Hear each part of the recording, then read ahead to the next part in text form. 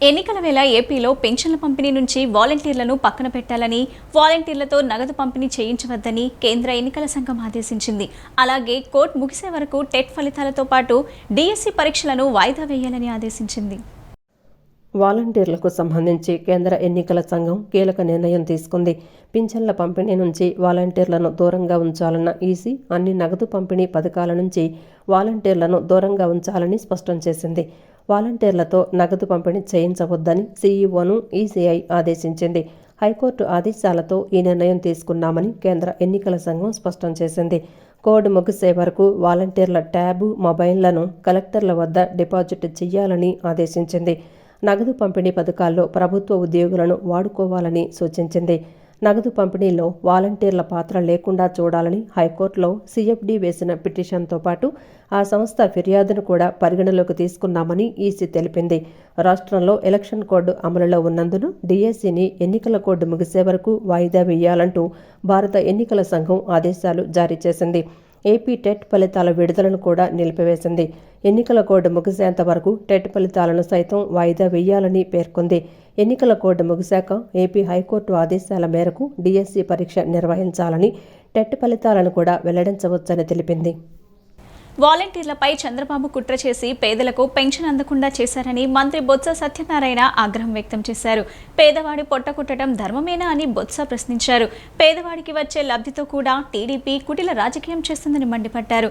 ఎన్నికల కమిషనర్కు ఫిర్యాదు చేసి డిఎస్సి పరీక్షను కూడా అడ్డుకున్నారని ఆరోపించారు.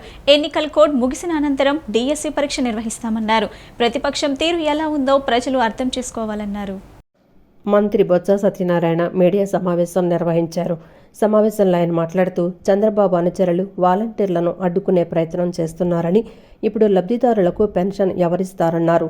ఇప్పటికిప్పుడు వారికి బ్యాంకు ఖాతాలు తెరిచి పెన్షన్ వేయాలంటే వీలవుతుందా? పేదవాడికి వచ్చే లబ్ధితో కూడా టీడీపీ కుటిల రాజకీయం చేస్తోందన్నారు. ఎన్నికల కమిషనర్కు ఫిర్యాదు చేసి డిఎస్సి పరీక్షను కూడా అడ్డుకున్నారని, ఎన్నికల నోటిఫికేషన్కు ముందే డిఎస్సిని ప్రకటించామన్నారు.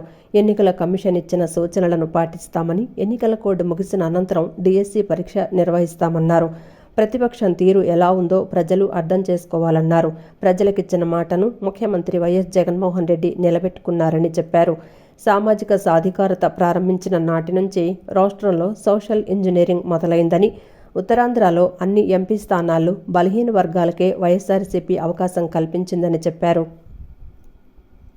ముఖ్యంగా ఉత్తరాంధ్ర ప్రజలందరూ కూడా చాలా స్వామ్యులు, చాలా శాంతికాముకులు, లా బైండింగ్ ఉన్నవాళ్ళు, చట్టాన్ని గౌరవించేవాళ్ళు, ఆప్యాయత అనురాగాలతో ఉన్నవాళ్ళు, కుటుంబాలతో సంబంధాలు అనుబంధాలు ఉన్నవాళ్ళు, ఇలాంటి వాతావరణాన్ని పొల్యూట్ చేయడానికి ఇలాంటి లాబీయిస్టులు తీసుకొచ్చి పెడితే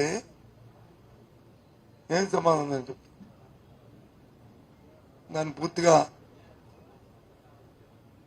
వాళ్ళు వాళ్ళ ప్రజాస్వామ్యంలో వాళ్ళు ఇష్టమైనప్పటికీ కూడా మా తల పటిష్టమని చెప్తున్నాం. ఇది కరెక్ట్ కాదని చెప్తాం. ఇంతేకాదు, ఇవాళ ఉదయం చూసాం, నిన్నటి రోజున ఎలక్షన్ కమిషన్ ఒక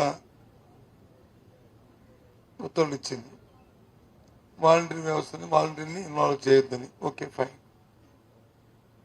మరి వాళ్ళు కడుతున్న, వాళ్ళు ఇస్తున్న పెన్షన్ కూడా పంచొద్దని చంద్రబాబు నాయుడు వచ్చి మరి తెలుగుదేశం పార్టీ పిటిషన్ పెట్టి వాళ్ళతో చేయకపోతే ఈ నెల పెన్షన్ ఎవరు ఇస్తారు? వాళ్ళు తెచ్చుకోవాలి. నేను రాత్రి పత్రికలు ఎక్కడ చూసా, టీవీలో, డిబిటీ ద్వారా వాళ్ళకి కూడా ఇచ్చేవచ్చని. Yes, ఇచ్చేవచ్చు, correct కాదన్ను. కానీ ఇవ్వాలంటే మరి బ్యాంక్ అకౌంట్లు, వాళ్ళ తాలూకా ఇన్ఫర్మేషను, వాళ్ళకి కావాల్సిన అవసరాన్ని రావాలి కదా. రావాలంటే ఈ 1వ తారీఖు రేపటికి ఎల్లుండి కల్లా అవుతుందా? మనం 4 రోజులు అవుద్దా, 10 రోజులు అవుద్దా? వాలంటీర్ వ్యవస్థ ఉంటే మరి ఇంటింటికి వెళ్ళి తిరిగి తేడానికి కాదు కదా. అంటే పేదవాడి తాలూకా ఆకలితో కూడా కుటీర రాజకీయాలు, క్షుద్ర రాజకీయాలు చేస్తుంది తెలుగుదేశం పార్టీ, ఆ కూటమి. ఆ వస్తున్న ఆ పెన్షన్ 3,000 రూపాయల కోసము 1వ తారీఖు నాడు, 2వ తారీఖు నాడు, 3వ తారీఖు నాడు చూస్తున్న ఆ పేద ప్రజలకి ఏం సమాధానం చెప్తారు? రేపు ఏ రకంగా సమాధానం చెప్తారు? ధర్మం ఇది. రాజకీయాలకు హద్దు పద్దు ఉండాలి కదా. రాష్ట్ర ముఖ్యమంత్రి అబద్ధాల కోరు అని, అబద్ధాల మీద బతుకుతున్న జీవితం అని టీడీపీ రాష్ట్ర అధ్యక్షుడు అచ్చెన్నాయుడు విమర్శించారు. రాష్ట్ర ప్రభుత్వం పెన్షన్ కోసం ఉంచిన 2,000 కోట్ల రూపాయల సొమ్ములో 1,500 కోట్లను జగన్మోహన్ రెడ్డి, బుగ్గన రాజేంద్రనాథ్ రెడ్డి కలిసి జగన్ బంధువులకు మున్సిపల్ అడ్మినిస్ట్రేషన్ ద్వారా బిల్లుల రూపంలో చెల్లించేశారని ఆరోపించారు. పెన్షన్లు ఇవ్వడానికి డబ్బులు లేవు కాబట్టి టీడీపీ వల్లే పెన్షన్లు ఆగిపోయాయని తప్పుడు ఆరోపణలు చేస్తున్నారని మండిపడ్డారు. రాష్ట్రంలో ఏ ప్రభుత్వం ఉన్నా సరే పెన్షన్దారులకు పెన్షన్ ఇవ్వాల్సిన బాధ్యత ప్రభుత్వందేనని టీడీపీ రాష్ట్ర అధ్యక్షుడు అచ్చెన్నాయుడు అన్నారు. మొన్నటి వరకు 1వ తేదీన పెన్షన్దారులకు పెన్షన్లు ఇచ్చేవారని చెప్పారు. ఎన్నికల కోడ్లో నిబంధనల ప్రకారం ప్రభుత్వం నుంచి జీతం తీసుకుంటూ వాలంటీర్లుగా పనిచేస్తున్నారన్నారు. కార్యకర్తలుగా పనిచేస్తున్నారని ఎన్నికల సంఘం గుర్తించి వారి ద్వారా సంక్షేమ పథకాలు ఇప్పించవద్దని ఎన్నికల సంఘం సూచించిందన్నారు. గతంలో మాదిరిగా కార్యాలయాల్లో అధికారుల ద్వారా పెన్షన్లు అందించాలని ఆదేశించిందన్నారు. తెలుగుదేశం పార్టీ వల్లే పెన్షన్లు రేపు ఇంటింటికి రావని, టీడీపీ వల్లే కార్యక్రమాలు ఆగిపోయాయని ప్రజలకు తప్పుడు సమాచారం ఇస్తున్నారని ఆగ్రహం వ్యక్తం చేశారు. రాష్ట్ర ప్రభుత్వం పెన్షన్ కోసం ఉంచిన 2,000 కోట్ల రూపాయల సొమ్ములో 1,500 కోట్లను జగన్మోహన్ రెడ్డి, బుగ్గన రాజేంద్రనాథ్ రెడ్డి కలిసి జగన్ బంధువులకు మున్సిపల్ అడ్మినిస్ట్రేషన్ ద్వారా బిల్లుల రూపంలో చెల్లించేశారని ఆరోపించారు. పెన్షన్లు ఇవ్వడానికి డబ్బులు లేవు కాబట్టి టీడీపీ వల్లే పెన్షన్లు ఆగిపోయాయని తప్పుడు ఆరోపణలు చేస్తున్నారని మండిపడ్డారు. ఎన్నికల కోడ్లో ఎన్నికల నిబంధనల ప్రకారం ఎవరైతే ప్రభుత్వ జీతం తీసుకొని వాలంటీర్లుగా పనిచేస్తున్నారో వాళ్ళు వైసీపీ కార్యకర్తలుగా పనిచేస్తున్నారని చెప్పి ఎలక్షన్ కమిషన్ దృష్టిలో పెట్టుకొని వారికి సంక్షేమ పథకాలు అందించకుండా డైరెక్ట్గా ఆఫీసర్ల ద్వారా గతంలో ఎలాగైతే 1వ తారీఖున పెన్షన్ లబ్ధిదారులకు అందిందో ఆ విధంగా అందించమని చెప్పి ఎలక్షన్ కమిషన్ ఆదేశాలు ఇచ్చిన విషయాన్ని కూడా ఈ సందర్భంగా ప్రజలకి గుర్తు చేస్తున్నారు. దీనిని ఈ దుర్మార్గమైనటువంటి ముఖ్యమంత్రి ఎప్పుడు తప్పుడు ఆలోచనలు, ఆయన చేసినటువంటి తప్పుల్ని ఇతరుల మీద నెట్టడంలో సిద్ధహస్తుడైనటువంటి ముఖ్యమంత్రి నిన్నటి నుంచి తెలుగుదేశం పార్టీపై అబండాలు వేయడానికి ప్రారంభించారు. ఇదేదో తెలుగుదేశం పార్టీ వల్లే రేపు పెన్షన్లు ఇంటింటికి రావని చెప్పి, రేపు తెలుగుదేశం పార్టీ వల్లే ఈ కార్యక్రమాలన్నీ ఆగిపోయాయని చెప్పి ప్రజలకి తప్పుడు సమాచారం ఇవ్వాలని చెప్పి జగన్మోహన్ రెడ్డి వారి బృందం అంతా ప్రయత్నం చేస్తున్నారు. ఈ నెల కూడా 2,000 కోట్ల రూపాయలు పింఛన్ల గురించి ప్రభుత్వం ఉంచినప్పటికీ కూడా గత 10 రోజులుగా గమనించాలి ప్రజలారా, ఏదైతే పింఛన్ల గురించి 2,000 కోట్ల రూపాయలు ప్రభుత్వం ఉంచిందో జగన్మోహన్ రెడ్డి ఆర్థిక శాఖ మంత్రి వీళ్ళిద్దరూ ఒకటై 10 రోజుల్లో 1,500 కోట్ల రూపాయలు జగన్మోహన్ రెడ్డి వారి బంధువులకి మున్సిపల్ అడ్మినిస్ట్రేషన్ డిపార్ట్మెంట్ ద్వారా మొత్తం డబ్బులన్నీ కూడా బిల్లుల రూపంలో చెల్లించేశారు. ఈరోజు పేదవాడి పెన్షన్ల గురించి ఉంచినటువంటి డబ్బు వీరు సొంత బిల్లులకి చెల్లించి ఈరోజు ఖజానాలో 200-300 కోట్ల రూపాయలు కూడా లేదు. రేపు పింఛన్లు ఇవ్వడానికి కూడా అవకాశం లేదు కాబట్టి రేపు మళ్ళీ ఈ తప్పుడు సమాచారాన్ని, ఈరోజు పింఛన్లు అందడం లేదంటే తెలుగుదేశం వాళ్ళ వల్ల అవ్వడం లేదు, తెలుగుదేశం వాళ్ళ వల్ల అందడం లేదని చెప్పి ఒక తప్పుడు సమాచారం ఇవ్వాలని. రానున్న లోక్సభ ఎన్నికల్లో ఒంటరిగానే బీజేపీ 370 సీట్లకు పైగా సాధిస్తుందని బీజేపీ ఎంపీ జీవీఎల్ నరసింహారావు ధీమా వ్యక్తం చేశారు. డబ్బులున్న వారికి టికెట్ ఇవ్వటం అన్ని పార్టీలో ఉందని, ఇది రాజకీయ వేలంగా మారిందన్నారు. ఎన్నికల్లో ధన ప్రభావం తగ్గాలని, ప్రజల్లో కూడా మార్పు రావాలని కోరారు. జీవీఎల్ఎఫ్ ఫర్ వైజాగ్ అనేది నిరంతర ప్రక్రియ అని, విశాఖ అభివృద్ధి కోసం పనిచేస్తానని తెలిపారు. బీజేపీ ఎంపీ జీవీఎల్ నరసింహారావు విలేకరుల సమావేశం నిర్వహించారు. సమావేశంలో ఆయన మాట్లాడుతూ ఎన్నికల్లో ధన ప్రవాహం పెరగటం మంచిది కాదని, దక్షిణాది ఎన్నికల్లో ధన ప్రభావం ఎక్కువగా ఉందన్నారు. కేంద్ర ఆర్థిక మంత్రి వ్యాఖ్యలు చూస్తే ఇదే విషయం అర్థమవుతుందన్నారు. ఉత్తరాది ఎన్నికల్లో ఈ పరిస్థితి లేదన్నారు. డబ్బులున్న వారికి టికెట్ ఇవ్వడం అన్ని పార్టీల్లో ఉందని, ఇది రాజకీయ వేలంగా మారిందని చెప్పారు. ఎన్నికల్లో ధన ప్రభావం తగ్గాలన్నారు. ప్రజల్లో కూడా మార్పు రావాలని తెలిపారు. తనకు టికెట్ రాలేదని చాలామంది ఫోన్ చేసి బాధపడ్డారన్నారు. తనకు వ్యక్తిగతం అంటూ ఏమీ ఉండదని, పార్టీ ఆదేశాల మేరకు పనిచేస్తానన్నారు. జీవీఎల్ ఫర్ వైజాగ్ అనేది నిరంతర ప్రక్రియ అని, విశాఖ అభివృద్ధి కోసం కృషి చేస్తానన్నారు. పోటీ చేస్తున్న ప్రతి అభ్యర్థి తాము నియోజకవర్గంలో చేసే పనులను ముందే ప్రజలకు వివరించాలని జీవీఎల్ అన్నారు. సో ఈ రాష్ట్రాల్లో ఒక పార్టీ ఒక అభ్యర్థిని దృష్టిలో పెట్టుకొని నేను చెప్పటంలా, నేను ఒక కన్సర్న్డ్ సిటిజన్గా చెప్తున్నాను. నేను అనేక రాష్ట్రాల్లో ఎన్నికలు చూసా, దేశవ్యాప్తంగా చూసా. బీహార్, యూపీ లాంటి రాష్ట్రాల్లో మనకంటే చాలా ఎక్కువ పేదరికం ఉన్న రాష్ట్రాల్లో ఎవడు రూపాయి ఆశించడు. ఎన్నికల్లో ఎవరు ఇవ్వాలని అనుకోరు, ఎవరు తీసుకోరు. అట్లాంటిది ఇక్కడ రాజకీయాలు పూర్తిగా రాజకీయాలుగా పార్టీలు కూడా అదే పరిస్థితిలో ఉన్నాయి. ధన బలం ఉన్న వాళ్ళకే టికెట్లు ఇస్తారన్నది కూడా వాస్తవమే, చూస్తున్నాం కదా. సో ఎన్నికలు పూర్తిగా ఇది రాజకీయాలకు అతీతంగా చేసేటువంటి వ్యాఖ్య. ఎలక్టోరల్ రిఫార్మ్స్లో ఒక ఎలక్షన్ కమిషన్ పైనే మనందరం భారం వేసేస్తే కాదు, సామాన్య ప్రజలు కూడా ఈ విషయంపై ఆలోచించాలి. ఎందుకంటే చాలామంది నాయకులు ఏమనుకుంటారు, నేను 30 కోట్లు పెట్టి గెలిచాను, జనాల్ని పట్టించుకునేది ఏంటి అనుకుంటాను. నేను ₹1 ఇచ్చి ఎంపీ అవ్వలా. నేను ఎంపీ అయ్యానంటే నేను 3 ఏళ్ళుగా ఇక్కడ ఉండి సేవ చేశాను, పని చేశాను, ఎటువంటిది ఆశించకుండా చేశానంటే నేను డబ్బులతో ఎన్నికల్లోకి రాలా, డబ్బులతో నేను ఎంపీ అవ్వలా. సో కాబట్టి ప్రజలు కూడా దీన్ని గుర్తించాలి. ప్రజలు డబ్బుతో పెట్టి చేసేవాళ్ళు చేసేది వ్యాపారం, ఇది రాజకీయం కాదు. డబ్బు యొక్క ప్రభావం ఎన్నికల్లో తగ్గించే విధంగా ప్రతి ఒక్కరూ కూడా తమ వంతు బాధ్యతగా చేయాలి. లేకపోతే ఇది రాజకీయ వేలంపాట అయిపోతుంది. సో కాబట్టి ఇది ఒక కన్సర్న్తో చెప్తున్నాను. ఒక పార్టీని, ఒక వ్యక్తిని దృష్టిలో పెట్టుకొని చెప్పటం లేదు. మనం అందరం కూడా ఆలోచించవలసిన అవసరం. టీడీపీ జనసేన కూటమి అధికారంలోకి రాగానే పాత ఇసుక విధానాన్ని తీసుకొస్తామని టీడీపీ జాతీయ ప్రధాన కార్యదర్శి నారా లోకేష్ అన్నారు. మైనింగ్ విభాగంపై విచారణ కమిటీ చేస్తామని చెప్పారు. వైకాపా ప్రభుత్వం 5 ఏళ్లలో 9 సార్లు విద్యుత్ ఛార్జీలు పెంచిందన్నారు. ఇంటి పన్ను, గ్యాస్, పెట్రోల్, డీజిల్ ధరలను తాము తగ్గిస్తామని హామీ ఇచ్చారు. గుంటూరు జిల్లా తాడేపల్లిలోని అన్నపూర్ణ రెసిడెన్సీలో స్థానికులతో టీడీపీ జాతీయ ప్రధాన కార్యదర్శి నారా లోకేష్ సమావేశమై మాట్లాడారు. వైఎస్ఆర్ కాంగ్రెస్ పార్టీ ప్రభుత్వం 5 ఏళ్లలో 9 సార్లు విద్యుత్ ఛార్జీలు పెంచిందన్నారు. ఇంటి పన్ను, గ్యాసు, పెట్రోల్, డీజిల్ ధరలను తాము తగ్గిస్తామని హామీ ఇచ్చారు. అక్రమ మద్య నియంత్రణ పాలసీని తీసుకొస్తామని, వ్యవసాయ ఆధారిత ఉద్యోగాలకు ప్రాధాన్యత ఇస్తామని చెప్పారు. సీఎం జగన్ రాజకీయాలు వదిలి సినిమాల్లోకి వస్తే ఆస్కార్తో పాటు భాస్కర్ అవార్డులు వస్తాయని ఎద్దేవా చేశారు. సొంత బాబాయిని హత్య చేసి ఆ నెపాన్ని కుటుంబ సభ్యులపై వేసిన మహానటుడని లోకేష్ విమర్శించారు. చెత్త పన్ను పెరిగిపోతుంది, పెట్రోల్, డీజిల్, గ్యాస్ ధర విపరీతం పెరిగిపోతుంది.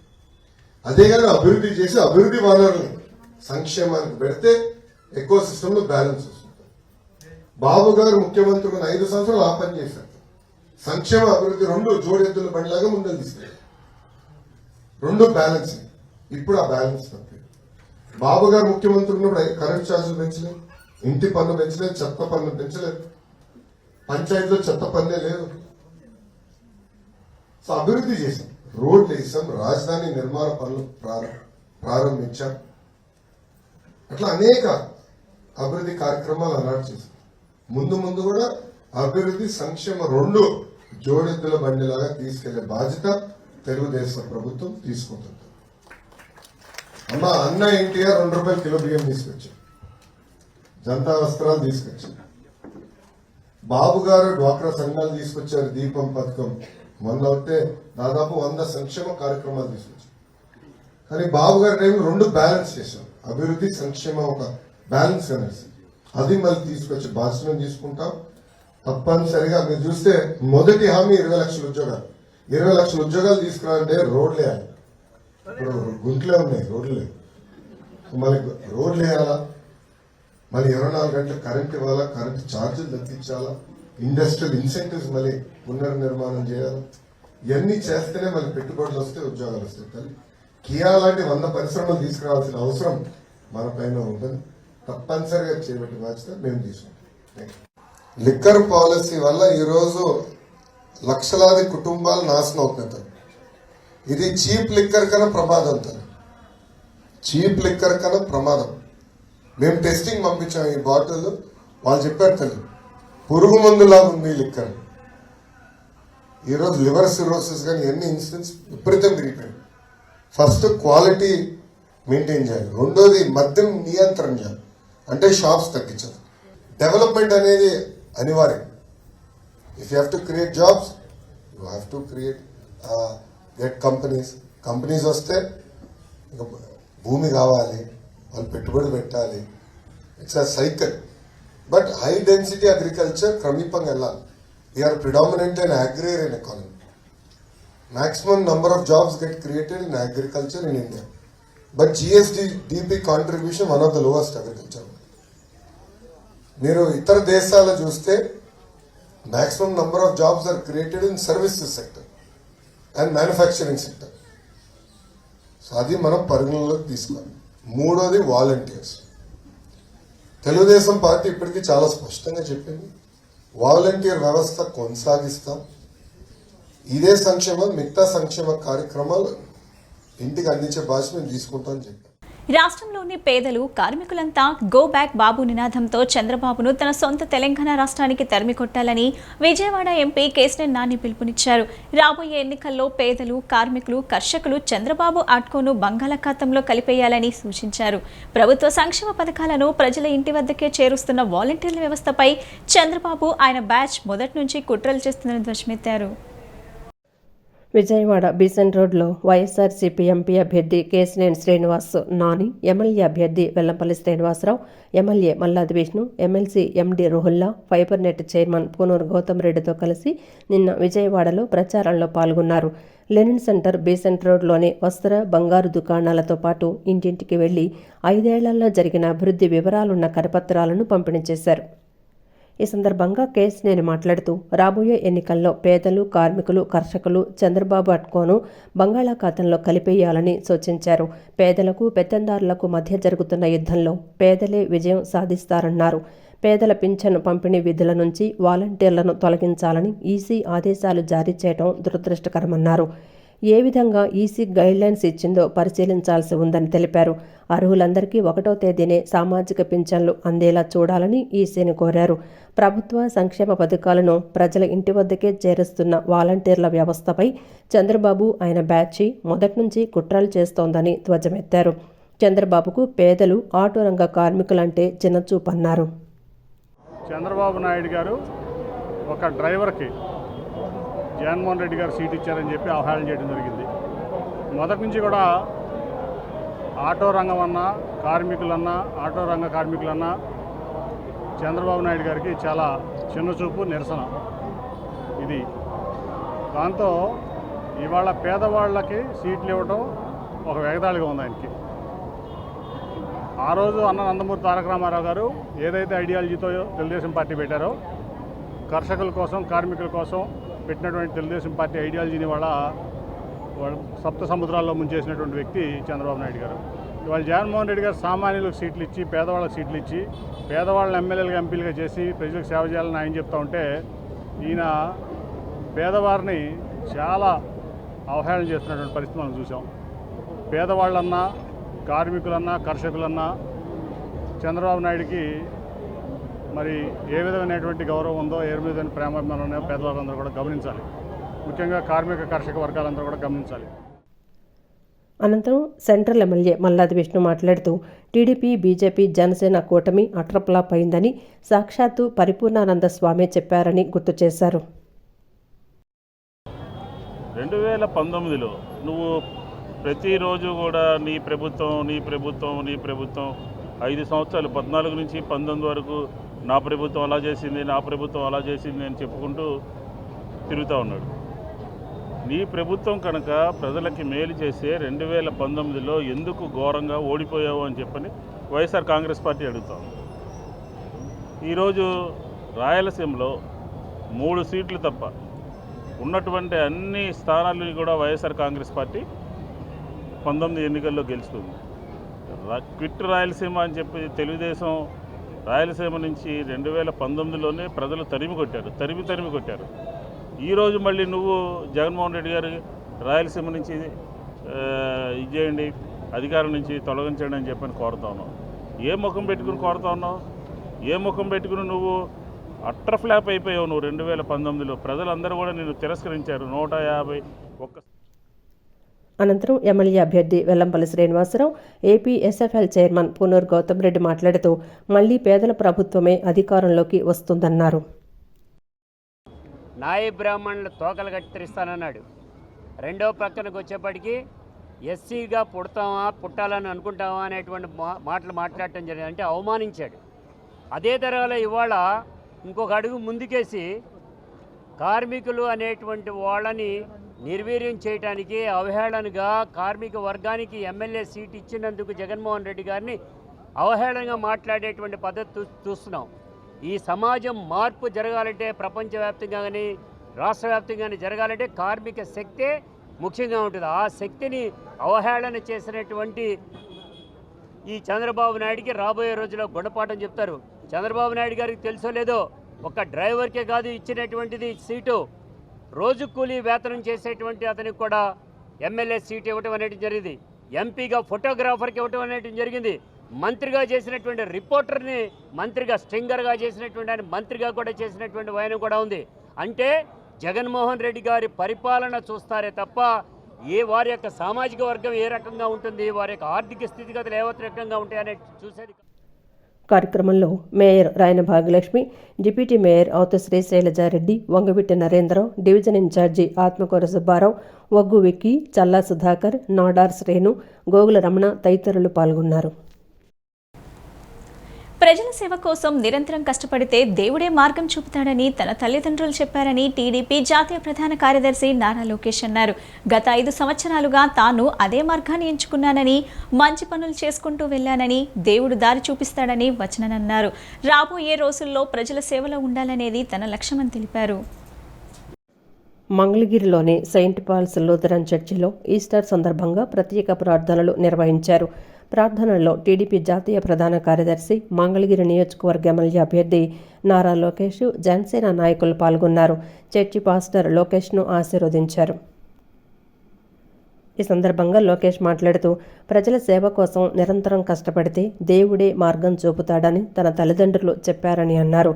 2013-14లో ఉత్తరాఖండ్లో వరదలు వచ్చినప్పుడు అక్కడ తెలుగువారు చాలామంది చిక్కుకున్నారన్నారు. అప్పుడు ఆర్థిక వనరులు కూడా సరిగా లేవని చంద్రబాబు అక్కడికి వెళ్లి అందరినీ సురక్షితంగా తీసుకొస్తామని భరోసా ఇచ్చారన్నారు. ఎలా చేస్తారని తాను అడిగితే భయపడవద్దు, పనిచేద్దాం, దేవుడే మార్గం చూపిస్తాడని చెప్పారన్నారు. అనేక మంది దాతలు ముందుకు వచ్చారని, అందరినీ రక్షించి వారి ఇంటికి పంపించడం జరిగిందన్నారు. గత 5 సంవత్సరాలుగా తాను అదే మార్గాన్ని ఎంచుకున్నానని, మంచి పనులు చేసుకుంటూ వెళ్లానని, దేవుడు దారి చూపిస్తాడని వచ్చారని అన్నారు. రాబోయే రోజుల్లో ప్రజల సేవలో ఉండాలనేది తన లక్ష్యమన్నారు. నియోజకవర్గంలోనే కాదు, రాష్ట్రమంతా సస్యశ్యామలంగా ఉండాలని, పేదరికం లేని సమాజం ఉండాలనేది తన ఆకాంక్ష అని అన్నారు. దీనికి దేవుడు మార్గం చూపిస్తాడని, ప్రజలందరి ఆశీస్సులు ఉంటాయని ఆకాంక్షిస్తున్నట్లు తెలిపారు. 2014-13లో ఉత్తరాఖండ్లో వరదలు వచ్చాయి. తెలుగు చాలా మంది ఆనాడు చిక్కుకున్నారు. బాబు గారు బయలుదేరి వెళ్ళారు. ఆనాడు మా ట్రస్ట్లో పెద్ద ఆర్థిక వనరులు కూడా లేవు. అయినా కూడా ఆయన అక్కడికి వెళ్ళి అందరినీ సురక్షితంగా మళ్ళీ ఇంటికి తీసుకొస్తానని చెప్పారు. అప్పుడు బాబు గారిని అడిగారు, ఎట్లా చేయాలి సార్, ఇబ్బందులు ఉన్నాయంటే భయపడొద్దు, పని చేద్దాం, చూపిస్తాను. పని చేసుకుంటూ వెళ్ళాం, దేవుడే మార్గం చూశారు. అనేక మంది దాతలు వచ్చారు. వేలాది మంది రక్షించుకుని మళ్ళీ వాళ్ళ ఇళ్ళకి చేర్చుకోవడం జరుగుతుంది. గత 5 సంవత్సరాలు కూడా నేను అదే మార్గం ఎంచుకున్నాను. మంచి పనులు చేసుకుంటే వెళ్ళాను, దేవుడే నాకు దారి చూపిస్తా వచ్చాడు. రాబోయే రోజుల్లో కూడా ప్రజల సేవలో ఉండాలనేది నా లక్ష్యం. నియోజకవర్గంలో రాష్ట్రం అంతా సస్యశ్యామలంగా ఉండాలా, పేదరికం లేని సమాజం ఉండాలనేది నా లక్ష్యం. తెలుగుదేశం జాతీయ ప్రధాన కార్యదర్శి నారా లోకేష్ కు కేంద్ర హోం మంత్రిత్వ శాఖ జెడ్ కేటగిరీ భద్రత కల్పించింది. సిఆర్పీఎఫ్ వీఐపీ వింగ్ బలగాలతో జెడ్ కేటగిరీ సెక్యూరిటీని కేంద్ర హోం మంత్రిత్వ శాఖ ఈ మేరకు కల్పించింది. గతంలో మావోయిస్ట్ హెచ్చరికలు, భద్రతా పరంగా ఉన్న నిఘా వర్గాల సమాచారాన్ని కూడా పరిశీలించిన కేంద్రం లోకేష్ కు జెడ్ కేటగిరీ భద్రత ఇచ్చింది. తెలుగుదేశం జాతీయ ప్రధాన కార్యదర్శి నారా లోకేష్కు కేంద్ర హోంమంత్రిత్వ శాఖ జెడ్ కేటగిరీ భద్రత కల్పించింది. అక్టోబర్ 2016 ఏఓబీ ఎన్కౌంటర్ తర్వాత లోకేష్కు జెడ్ కేటగిరీ భద్రత కల్పించాలని నాటి సెక్యూరిటీ రివ్యూ కమిటీ ప్రభుత్వానికి సిఫార్సు చేసింది. రాష్ట్రంలో వైఎస్ఆర్ కాంగ్రెస్ పార్టీ ప్రభుత్వం అధికారంలోకి వచ్చిన వెంటనే లోకేష్కు భద్రత తగ్గించారు. సెక్యూరిటీ రివ్యూ కమిటీ సిఫార్సులు పక్కనబెట్టి లోకేష్కు రాష్ట్ర ప్రభుత్వం వై కేటగిరీ మాత్రమే కల్పిస్తూ వచ్చింది. తగిన భద్రత కల్పించాలంటూ 14 సార్లు రాష్ట్ర హోంశాఖ, రాష్ట్ర ప్రభుత్వానికి, కేంద్ర ప్రభుత్వానికి, గవర్నర్లకు లోకేష్ భద్రతా సిబ్బంది లేఖలు రాశారు. భద్రతా విషయంలో రాష్ట్ర ప్రభుత్వం వ్యవహరిస్తున్న తీరుని అనేకసార్లు కేంద్ర హోంమంత్రిత్వ శాఖ దృష్టికి తీసుకువెళ్లారు. యువగళం పాదయాత్రలో లోకేష్ లక్ష్యంగా అనేకసార్లు వైఎస్ఆర్ కాంగ్రెస్ పార్టీ ప్రేరేపిత దాడులను రాష్ట్ర హోంశాఖ, కేంద్ర హోంశాఖ, గవర్నర్లకు లోకేష్ భద్రతా సిబ్బంది వివరించారు. గతంలో మావోయిస్టు హెచ్చరికలు, భద్రతాపరంగా ఉన్న నిఘా వర్గాల సమాచారాన్ని కూడా పరిశీలించిన కేంద్రం లోకేష్కు జెడ్ కేటగిరీ భద్రత కల్పించింది. జగన్మోహన్ రెడ్డి పాలనలో ప్రతి ఇంటిలో కూడా ఏదో ఒక సమస్యలతో ఇబ్బందులు పడుతున్నారని, వైసీపీ పాలన పట్ల ప్రజల్లో అసంతృప్తి నెలకొందని జిల్లా పరిషత్ మాజీ చైర్పర్సన్ గద్దె అనురాధ తెలిపారు. జగన్ పాలనలో మద్యం ఏరులై పారుతుందని, కల్తీ మద్యం తాగి అనేక మంది అనారోగ్యం పాలవుతున్నారని అన్నారు. యువత గంజాయి మత్తులో పడి భవిష్యత్తును అంధకారం చేసుకుంటున్నారని తెలిపారు. తూర్పు నియోజకవర్గం 18వ డివిజన్ రాణిగారితోట మాధవంశెట్టి సీతయ్య వీధిలో టీడీపీ, జనసేన, బీజేపీ పార్టీల ఉమ్మడి అభ్యర్థులు గద్దె రామ్మోహన్ను ఎమ్మెల్యేగా, కేశినేని శివనాథ్ను ఎంపీగా గెలిపించాలని కోరుతూ జిల్లా పరిషత్ మాజీ చైర్పర్సన్ గద్దె అనురాధ స్థానిక కూటమి పార్టీల శ్రేణులతో కలిసి నిన్న రాత్రి ఎన్నికల ప్రచారం నిర్వహించారు. ప్రతి ఒక్కరిని కలిసి సూపర్ 6 పథకాల గురించి వివరించారు. ఈ సందర్భంగా గద్దె అనురాధ మాట్లాడుతూ జగన్ పాలనలో మద్యం ఏరులై పారుతోందని, మద్యానికి బానిసైన వారు వారి కుటుంబాల్లోని ఆడవారి వద్ద దాచుకున్న డబ్బులు కూడా లాక్కొని వాడేసుకునేంతగా కల్తీ మద్యం విక్రయాలు జరుగుతున్నాయన్నారు. ఇంట్లో డబ్బులు వాడుకున్నా పర్వాలేదు కానీ ఆ కల్తీ మద్యం త్రాగి ప్రాణాల మీదకు తెచ్చుకుంటున్నారంటూ మహిళలు తన ఆవేదన వ్యక్తం చేశారన్నారు. రాణిగారి తోటలో ఉన్నవారంతా పేదలు, కార్మిక సంఘాలకు చెందినవారని, పెరిగిన కరెంటు ఛార్జీలు, నిత్యావసర వస్తువుల ధరలు, చెత్త పన్నుతో పాటుగా రకరకాలు ప్రభుత్వం పన్నుల రూపంతో దోచుకోవడంతో తమ జీవితాలను రోజువారీ తిండి కోసం ఎదురుచూసేలా జగన్ తమను నష్టపరిచారని చెప్తున్నారన్నారు. పేదలు నివసించే ఈ ప్రాంతంలో గంజాయిని విచ్చలవిడిగా విక్రయాలు జరిగేలా అధికార పార్టీ నేతలు చేస్తున్నారని, ఫలితంగా యువత గంజాయి మత్తులో ఏం చేస్తున్నారో కూడా తెలియని పరిస్థితుల్లో ఉన్నారన్నారు. గంజాయి ఏదైతే ఉందో దీంతో ప్రతి ఒక్క కుటుంబం కూడా ఇవాళ బాధలు పడతా ఉన్నారు. మేము వస్తూ ఉన్నప్పుడే మరి ఒక యువకుడు నిజంగా తూలిపోతా ఎటు పడుతున్నాడో తెలియకుండా అతని గమనం అనేది సాగుతూ ఉంది. మరి ఈ రోజున యువత భవిష్యత్తుని నాశనం చేయటానికి మరి పైగా ఈ కల్తీ మద్యాన్ని ఇంత రేటు పెంచి ఆర్థికంగా వాళ్ళని దెబ్బతీయటం, వాళ్ళ కుటుంబాన్ని, పైగా జగన్మోహన్ రెడ్డి చెప్పే మాట ఏంటంటే ఆ రేటు 3 పెంచారు అని అంటే అలా అయితే వాళ్ళు తాగటం మానేస్తారని. కానీ ఏ ఒక్కరూ కూడా మానిన సందర్భం అనేది లేదని వాళ్ళ కుటుంబ సభ్యులు చెప్తా ఉన్నారు. మరి మా ఇంట్లో డబ్బంతా ఊడ్చుకెళ్ళిపోతా ఉన్నాడు జగన్మోహన్ రెడ్డి ఈ మద్య రూపంలో, మా వాళ్ళ ఆరోగ్యాలు కూడా చెడిపోతున్నాయని చెప్పిన సందర్భం ఇక్కడ కనబడతా ఉంది. మరి ఈ మద్యం ఏర్లై పారుతూ ఉంది, గంజాయి ఇది చాలక కృష్ణలంకలో ఎంత ఇబ్బందులు పడుతూ ఉన్నారో ఇక్కడికి వస్తే ఒక ఇంటింటి గాథ, ఒక బాధ. మరి మహిళలు బయటికి రావడానికే ఇవాళ భయపడే సందర్భం. ఇవి చాలక డ్రగ్స్, నిన్న దాదాపుగా 1,00,000 కోట్ల రూపాయల డ్రగ్స్, మరి 25,000 కేజీల కొకైన్ దించటం అంటే మన రాష్ట్ర ప్రజల యువత భవిష్యత్తుని నాశనం చేసి రాష్ట్రాన్ని సర్వనాశనం చేయడానికి జగన్మోహన్ రెడ్డి గారు పూరుకున్నారా అనేది ప్రతి ఒక్కరికి కూడా స్పష్టమవుతూ ఉంది. ఇవాళ ఈ చిన్న వర్గాల ప్రజలందరూ కూడా కరెంటు రేట్లు పెరిగిపోయినాయి, మరి కట్టుకోలేకపోతున్నాము, చెత్త పన్ను కట్టలేకపోతా ఉన్నాము, మరి ఇంటి నిత్యావసరాలు అయితే పప్పు ఉప్పు నూనెలు అన్నిటి రేట్లు పెరిగిపోయినాయి. ఈ రకంగా అన్ని రకాలుగా ఇబ్బందులు పడతా ఉన్నారు. రాబోయే రోజుల్లో మరి సంక్షేమ కార్యక్రమాలని అమలు చేస్తామని మీరు చెప్పి అమ్మ ఒడి ఇస్తామని మోసం చేసి ఒక్కళ్ళకే ఇవ్వటం అనేది వాళ్ళ బాధ కలిగించింది.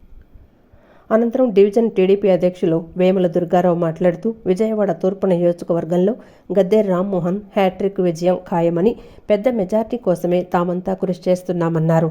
జనసేన బీజేపీ శ్రేణుల సహకారంతో గద్దెకు రికార్డు మెజార్టీ వస్తుందన్నారు. రేపు మే 13 జరుగు జనరల్ ఎలక్షన్లకి ఈరోజు మా మేడం గారు గద్దె అనురాధ గారు 18వ డివిజన్లో ఈరోజు మొదలుపెట్టారు. ముందుగా జనసేన నాయకులకి, బీజేపీ నాయకులకి మేము కృతజ్ఞతలు తెలియజేసుకుంటున్నాము. ఈ 3 పార్టీలు కలిపి రేపు గద్దె రామ్మోహన్ గారికి ఎంత మెజారిటీ తీసుకొస్తామో జనాలు నిర్ణయిస్తారు. ముఖ్యంగా ఇక్కడ రౌడీయిజం, గుండాయిజం రాజ్యమేలుతుంది, గంజాయి రాజ్యమేలుతుంది. దీన్ని తరిమి కొట్టాలంటే రాష్ట్రంలో నారా చంద్రబాబు నాయుడు గారు రావాలి. మళ్ళా ఇక్కడ గద్దె రామ్మోహన్ గెలిస్తే కానీ ఇక్కడ ప్రశాంతతని ప్రజలు భావిస్తున్నారు. ఎన్నికల్లో ఎవరికి నచ్చిన విధంగా వారు ప్రచారం చేసుకుంటారని, భావ ప్రకటన స్వేచ్ఛను అడ్డుకుంటే వెల్లంపల్లికి తగిన విధంగా గుణపాఠం చెబుతామని టీడీపీ వాణిజ్య విభాగం రాష్ట్ర అధ్యక్షుడు డూండి రాకేష్ హెచ్చరించారు. వెల్లంపల్లి శ్రీనివాస్ ఆర్యవైశ్యులకు ద్రోహం చేశాడని ఆరోపణలు చేశారు. దందాల కోసమే వ్యాపారులందరినీ వెల్లంపల్లి బెదిరిస్తున్నారని పేర్కొన్నారు.